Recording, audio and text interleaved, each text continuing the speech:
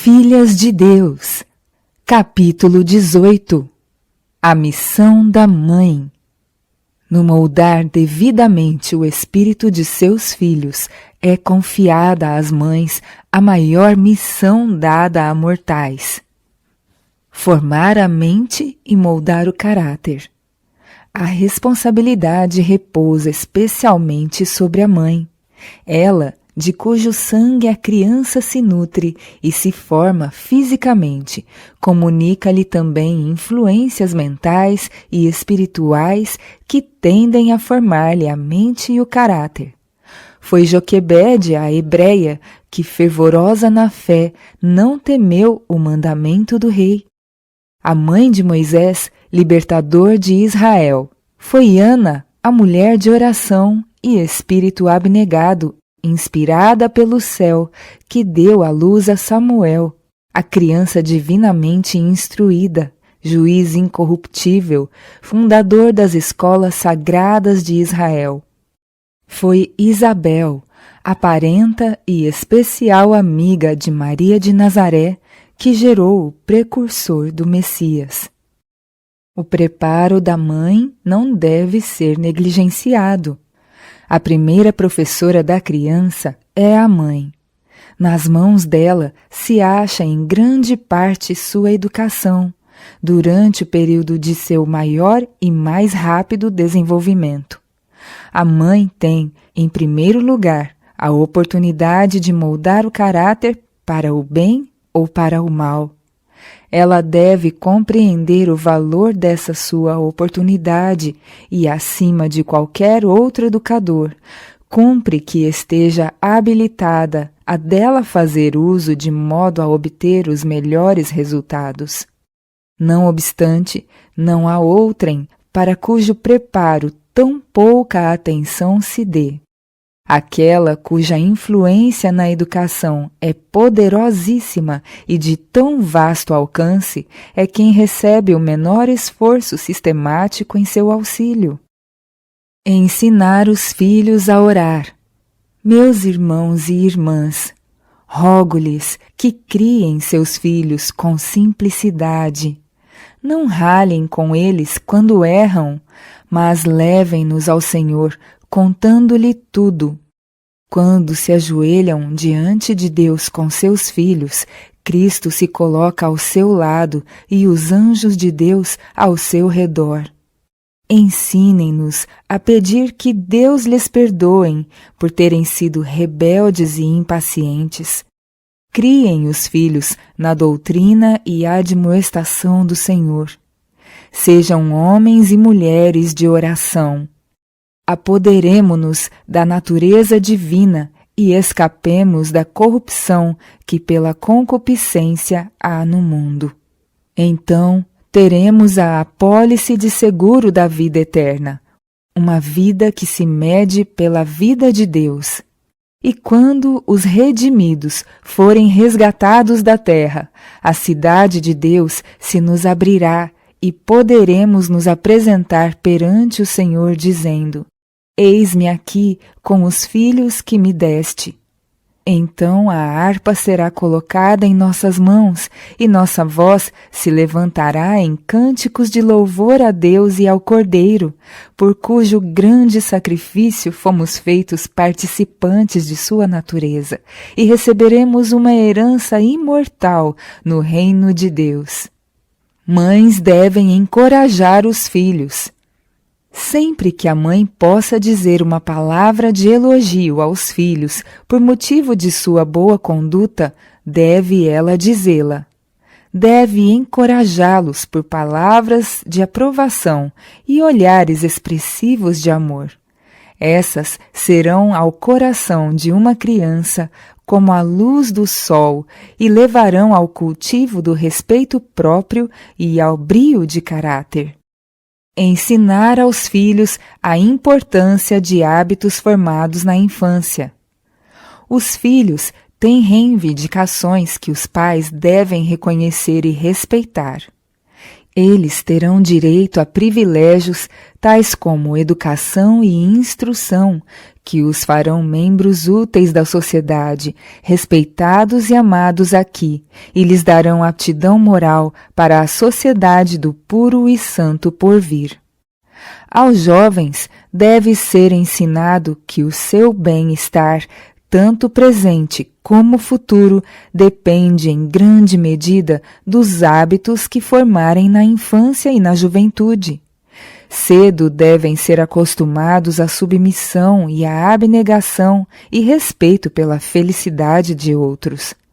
Devem ser ensinados a subjugar o temperamento rude, a conter as palavras impulsivas, a manifestar invariável bondade, cortesia e domínio próprio. Pais e mães devem tornar a preocupação de sua vida que seus filhos possam tornar-se tão perfeitos no caráter quanto o permita o esforço humano, combinado com o auxílio divino. Esta obra, com toda a sua importância e responsabilidade, eles aceitaram desde que trouxeram filhos ao mundo. A fonte de forças da mãe. As mães devem buscar em Deus a força.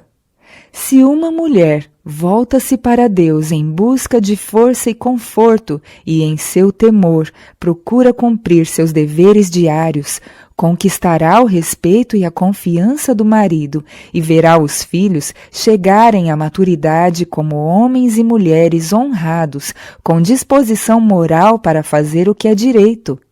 Mas as mães que negligenciam as presentes oportunidades e deixam sobre outros seus fardos e encargos, verificarão que suas responsabilidades permanecem as mesmas e ceifarão em amargura o que semearam em descuido e negligência.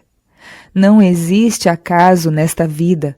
A colheita será determinada pelo caráter da semente semeada. Jesus, o melhor amigo da mãe.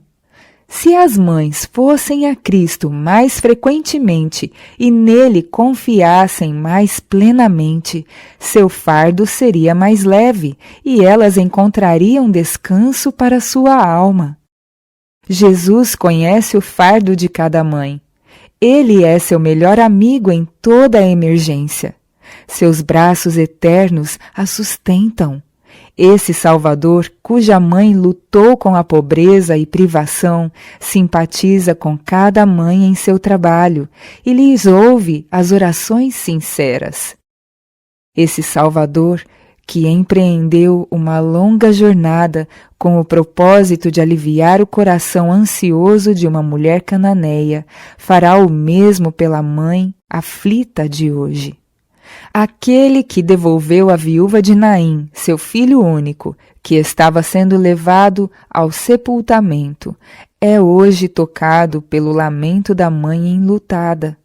Aquele que chorou junto ao sepulcro de Lázaro, que perdoou a Maria Madalena, que na cruz se lembrou das necessidades de sua mãe, que após a ressurreição apareceu às mulheres que pranteavam, e as tornou suas mensageiras, é hoje o melhor amigo da mulher, pronto para auxiliá-la em sua necessidade se ela confiar nele.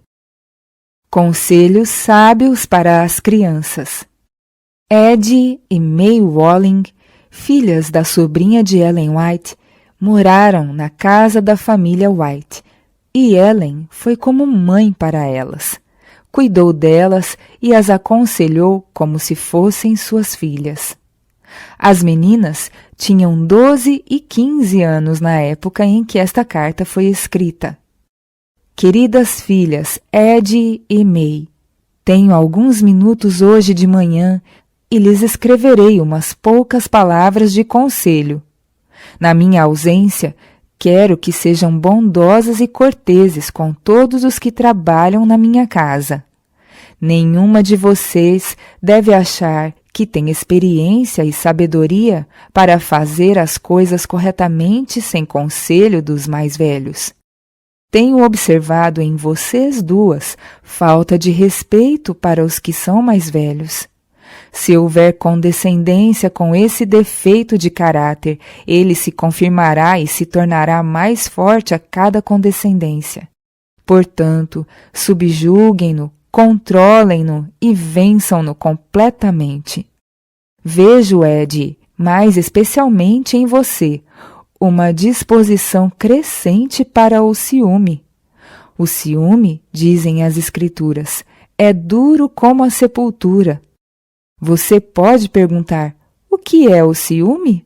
É isto: pensar que aqueles que a rodeiam não a consideram o suficiente e não apreciam o seu valor. Você imagina que falam de você e dizem de você coisas que não são corretas. Acha que os outros são favorecidos e você não. Muitos desses sentimentos são produto do ciúme. Bem, Ed, sei que você quer ser cristã, uma filha de Deus, e se tiver êxito, terá batalhas a travar com suas imperfeições naturais. Você precisa estar atenta a esses defeitos e guerrear contra eles com toda a sua energia. Jesus a ama. Ele morreu por vocês, minhas meninas, Ed e May, e deseja que tenham o seu espírito e sua graça para que verdadeiramente sejam suas ovelhinhas, suas queridas filhas. Vocês carecem da graça de Jesus para subjugar todo desagradável traço de caráter, a fim de que sejam aprovadas por Jesus e os anjos. Ed, observo que você fica atenta para escutar o que os outros dizem, achando que possam dizer algo a seu respeito. Não faça mais isso. Você deve vencer isso imediatamente. Sua mãe fazia o mesmo quando era menina e imaginava que era menosprezada, censurada e rejeitada, e esse ciúme cresceu dentro dela, até depois do casamento. Ela tornou a vida do seu pai muito desagradável. Para o seu bem, recomendo que você corte esse mal pela raiz. Vejo em você ainda a disposição de dar ordens a May e aborrecê-la. Isso está crescendo dentro de você. Trate May com bondade. Faça seus pedidos com paciência. Não como se estivesse mandando, mas como uma irmã deve tratar outra. Ninguém gostará de você, a menos que cuide bem dessas coisas. Vocês duas têm muitas coisas na sua inclinação natural que devem ser vencidas. Precisam enxergar essas coisas e depois verão como as desprezam nos outros e evitem-nas vocês mesmas. Vocês podem crescer com um caráter amável, com um coração bondoso, gentil, manso e humilde, ou podem crescer impertinentes, rabugentas, indelicadas, autossuficientes, considerando-se acima do que deveriam.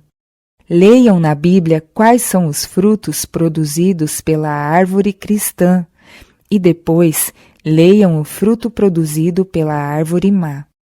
Uma é boa, a outra é corrupta. Agora não tenho tempo de escrever mais, porém conheço seus defeitos de caráter. O Senhor, a quem amo, tem me mostrado, e a vocês, em sua santa palavra, que vocês podem ser filhas suas, mas necessitam de sua graça diariamente para vencer seus erros de caráter. Todas essas coisas que mencionei, ou mesmo uma delas, se não for vencida, as excluirão do céu, pois nada pode lá entrar que não seja puro e santo.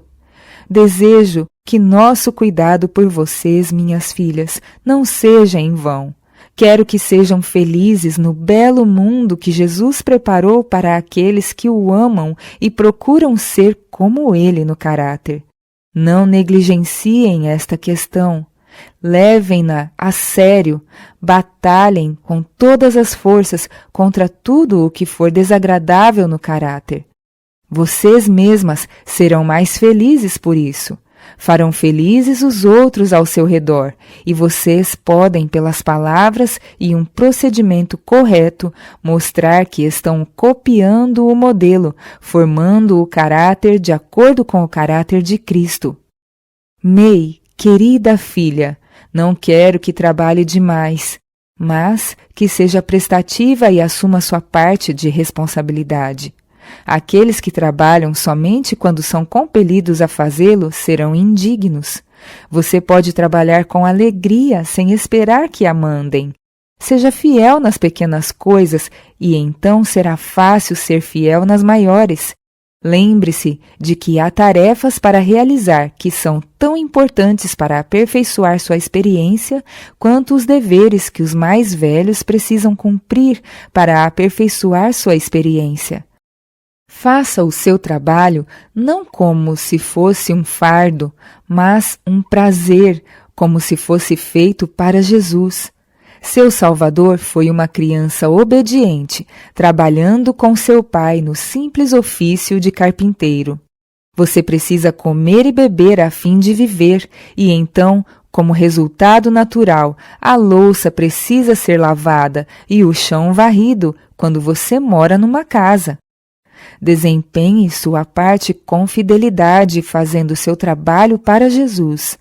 Posso escrever-lhes de novo. Quero que as duas se esforcem para distinguir-se e ter o adorno de um espírito manso e quieto, que, à vista de Deus, tem grande valor. Bem, adeus, minhas queridas meninas. Sejam bondosas, respeitem os outros que são mais velhos que vocês. Responsabilidade dos filhos quanto a cuidar da mãe idosa.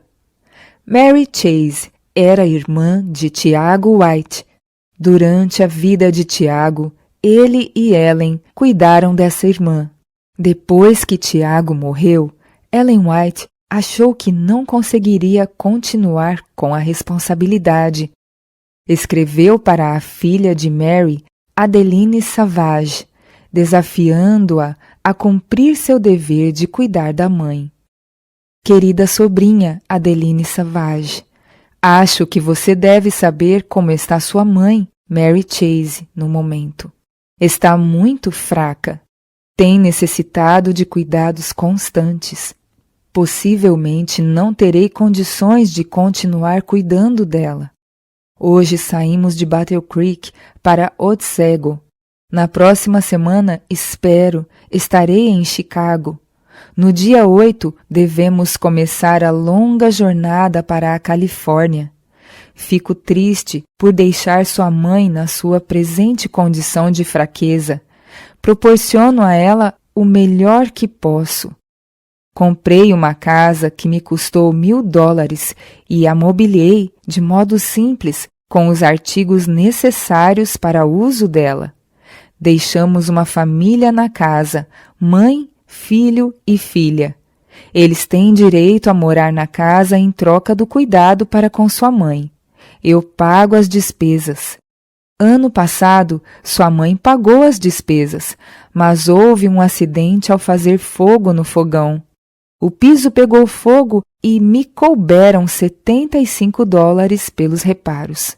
O filho da senhora viúva que ocupa a casa está doente há 5 semanas. Durante esse tempo, sua mãe tem estado enferma, atendida por um médico e às vezes uma enfermeira, pois não recebe atendimento de ninguém da casa. Depois de muito pedir, fizeram fogo pela manhã, para que sua mãe tivesse um cômodo quentinho no qual levantar-se. Porém, mais do que isso, não puderam fazer. Se precisa de enfermeira, precisa arranjá-la. Ela tem apenas $300, que se desfarão muito em breve. Ela precisa de roupa, precisa de lenha.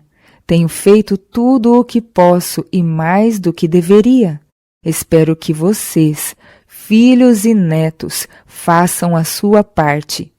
Na realidade, sinto-me mal diante do presente estado de coisas e porque mãos de estranhos tenham que fazer por sua mãe os deveres que, com justiça, cabem a vocês. Quando vizinhos e amigos perguntam, Ela não tem filhos que cuidem dela? É muito embaraçoso responder. Ela tem 2 filhos e uma filha, netos e irmãos. Então se faz a pergunta: por que os filhos não cuidam da mãe idosa em sua fragilidade? Não sou capaz de responder a essa pergunta, mas talvez você possa. Tenho meu trabalho, que é falar e escrever. Estou em atividade constante e não devia pesar sobre meus ombros nenhum cuidado quanto à sua mãe. Investi $25 em roupas porque sua mãe precisava delas. Encomendei lenha para o inverno porque fui informada de que no inverno passado ela permanecia horas na cama durante o dia para economizar lenha. O pouco dinheiro que ela tem disponível fica relutando em usar, achando que pode adoecer por algum tempo como a mãe dela e teme empobrecer. Não posso censurá-la por isso, pois a julgar pelo passado, ela sente que simplesmente não pode depender dos filhos. Sua mãe tem sido muito econômica. Não a deixarei sofrendo se você não fizer nada, mas se sua consciência estiver decidida quanto a essa questão, se deseja que no futuro seu registro permaneça no juízo, como tem sido no passado acerca de sua pobre e velha mãe, não posso impedir. Mas Deus anota essa insensível negligência. Deus considera os filhos dela responsáveis por esse dever negligenciado. Lamento muito que a questão seja assim. Cristo julgará cada pessoa segundo suas obras. Ele identifica seu interesse com seus filhos sofredores e negligenciados. Ele diz a uma classe: tive fome e não me destes de comer. Tive sede e não me destes de beber. Sendo estrangeiro, não me recolhestes. Estando nu, não me vestistes. E estando enfermo e na prisão, não me visitastes. Então lhes responderá, dizendo: em verdade vos digo, que quando a um destes pequeninos o não fizestes, não o fizestes a mim. É pronunciada a terrível expressão: apartai-vos. Para aqueles à sua direita, ele diz: tive fome e me destes de comer, tive sede e me destes de beber, era forasteiro e me hospedastes, estava nu e me vestistes, enfermo e me visitastes, preso e fostes ver-me. Faz-se a pergunta: Senhor, quando foi que te vimos com fome e te demos de comer? Ou com sede e te demos de beber? E quando te vimos forasteiro e te hospedamos? Ou nu e te vestimos? E quando te vimos enfermo ou preso e te fomos visitar? Ele diz: sempre que o fizestes a um destes meus pequeninos irmãos, a mim o fizestes. Portanto, aquilo que se faz a seus necessitados irmãos, Cristo considera como tendo sido feito a Ele mesmo.